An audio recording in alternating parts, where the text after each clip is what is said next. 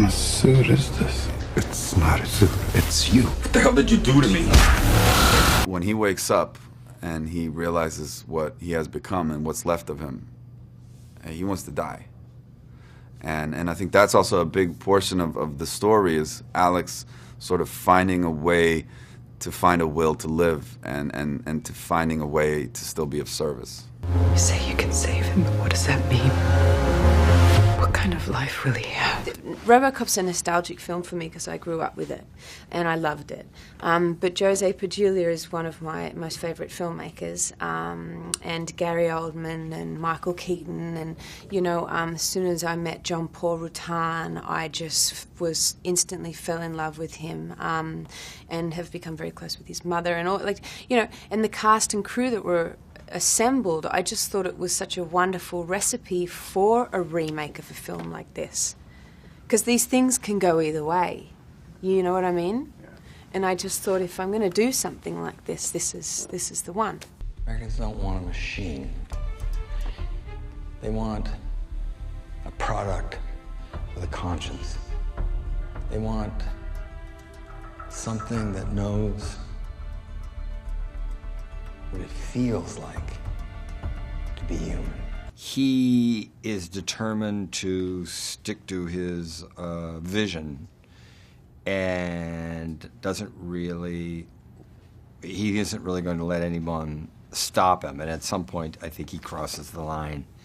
But right up until he hits that line, mostly he's right.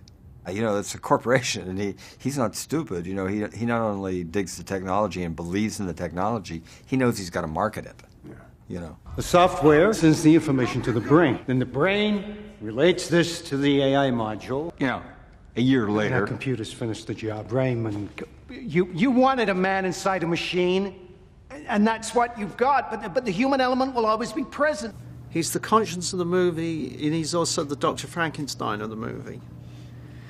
I mean, he's inherently a good man and is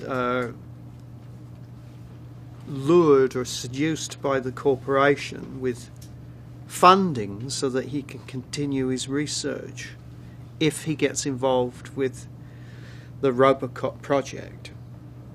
And because it is sort of really uncharted territory, they kind of know what they're doing. He knows what he's doing, but he's also sort of making it up a little as he's going along. And against his better judgment, they have a problem with RoboCop, but they need to they have a release date, basically. It's a corporation that has, you know, we've got to get a product out there on the shelves, on the street, and you've got to do whatever you can to fix it. So I think he's,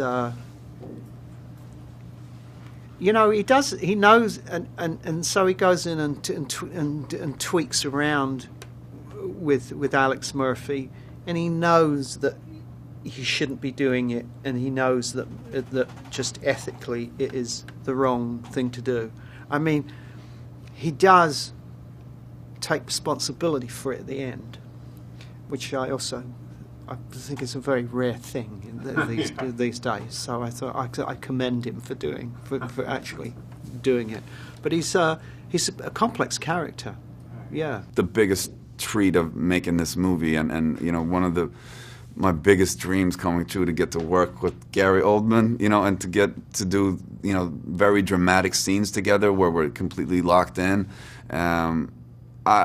You know, not in my wildest dreams would I have thought that this would ever happen to me. So, and it was also, you know, a lot of those scenes that were the most difficult and emotionally challenging for me, particularly because I was, you know, in the scene where Dr. Norton shows Alex what's left of him, and I need to portray the most excruciating, deep, existential anxiety that ends up with him wanting to kill himself. And I have to do that without using my body and keeping completely still.